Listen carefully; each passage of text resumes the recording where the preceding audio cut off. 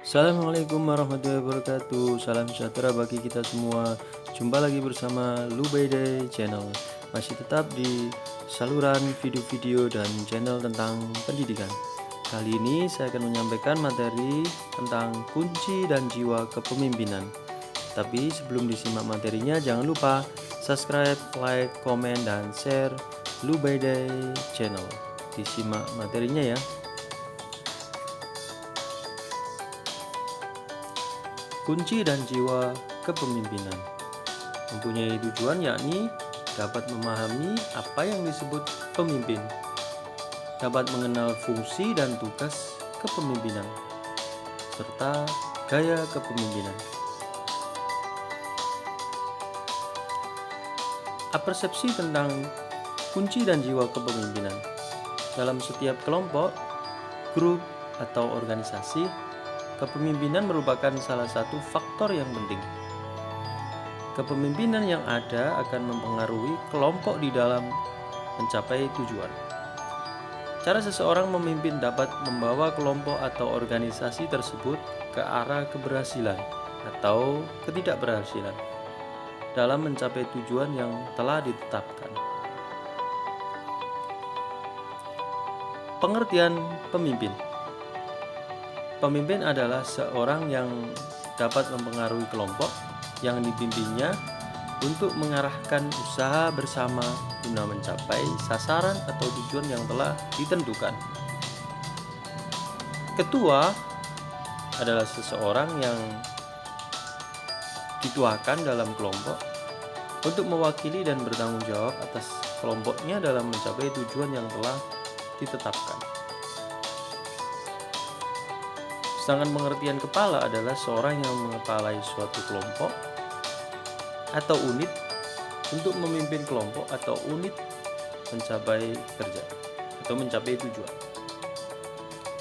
Sedangkan pengertian kepemimpinan sendiri adalah proses menggerakkan dan mempengaruhi orang lain untuk mencapai tujuan yang telah ditetapkan. Tugas pokok kepemimpinan. Tugas pokok kepemimpinan yang berupa mengantarkan, mempelopori, memberi petunjuk, mendidik, membimbing, dan lain sebagainya. Agar para bawahan mengikuti jejak pemimpin mencapai tujuan organisasi hanya dapat dilaksanakan secara baik bila seorang pemimpin menjalankan fungsi sebagaimana mestinya. Fungsi kepemimpinan yang pertama, fungsi perencanaan. Yang kedua, fungsi memandang ke depan. Yang ketiga, fungsi mengemban loyalitas. Keempat, fungsi pengawasan. Kelima, fungsi mengambil keputusan. Dan yang keenam, fungsi pemeliharaan. Tipe dan tugas kepemimpinan. Yang pertama, kepemimpinan diktatoris, yakni memimpin dengan cara menggertak dan menguasai.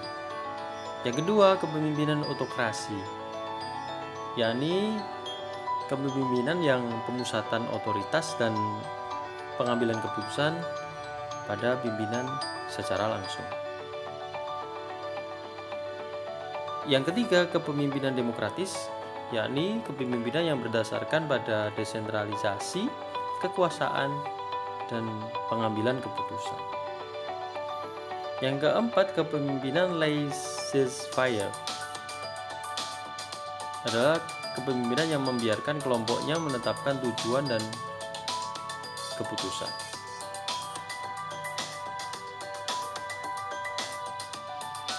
Tugas kepemimpinan yang berhubungan dengan kerja kelompok. Yang pertama, memulai atau initiating atau initiating, yakni usaha agar kelompok mulai berkegiatan atau tugas tertentu. Yang kedua, tugas pemimpin yakni mengatur atau disebut juga regulating, yang ditindakan untuk mengatur arah dan langkah kegiatan kelompok.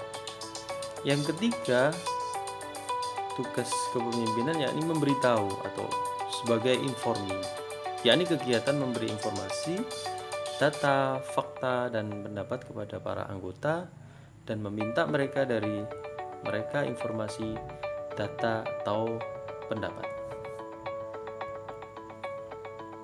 Tugas kepemimpinan yang berhubungan dengan kelompok berikutnya yakni mendukung atau supporting, yakni usaha yang menerima gagasan, pendapat dari bawah dan menyempurnakannya dengan menambah atau mengurangi untuk menyelesaikan tugas bersama.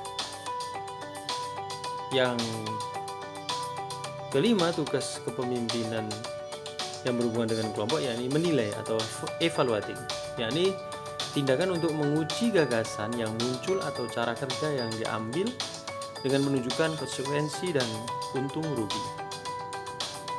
Tugas kepemimpinan yang terakhir, yang keenam, yakni menyimpulkan. Terus juga summarizing, yakni kegiatan untuk menyimpulkan gagasan tindakan lebih lanjut. Gaya kepemimpinan.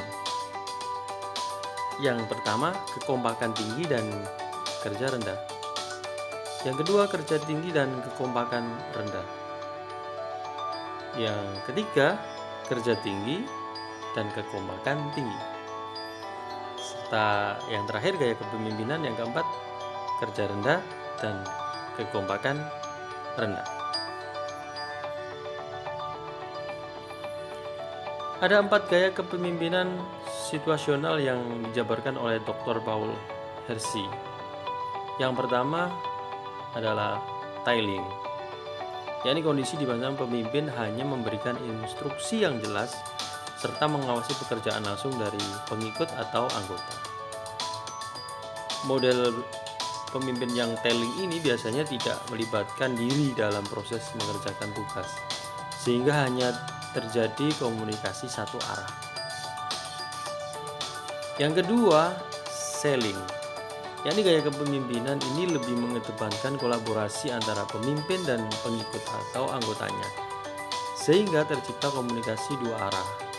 Pemimpin cenderung memotivasi rasa percaya diri para anggotanya sehingga pemimpin terus membimbing dan siap bertanggung jawab atas proses pekerjaan. Yang ketiga, yakni gaya participating, yakni pemimpin cenderung mendorong individu atau kelompok untuk saling berbagi ide ketika para anggotanya merasa percaya diri dalam melakukan pekerjaan. Pemimpin hanya mengarahkan dan membantu anggotanya. Gaya kepemimpinan yang keempat yakni delegating, yakni gaya kepemimpinan ini cenderung tidak terlalu banyak terlibat dengan anggotanya. Pemimpin mengalihkan tanggung jawab atas proses pembuatan keputusan dan pelaksanaannya ke anggota. Tanda-tanda jiwa kepemimpinan yang sebenarnya ada pada diri Anda. Yang pertama, bisa melihat potensi seseorang. Yang kedua, menjadi pendengar dan pemberi arah yang baik. Yang ketiga, menghargai keberhasilan orang lain. Yang keempat, mau belajar dan tidak mudah menyerah. Yang kelima, bisa mengendalikan emosi di bawah tekanan. Dan yang terakhir, tanda-tanda jiwa kepemimpinan yang keenam, yakni percaya diri dan berani untuk mengejar mimpi.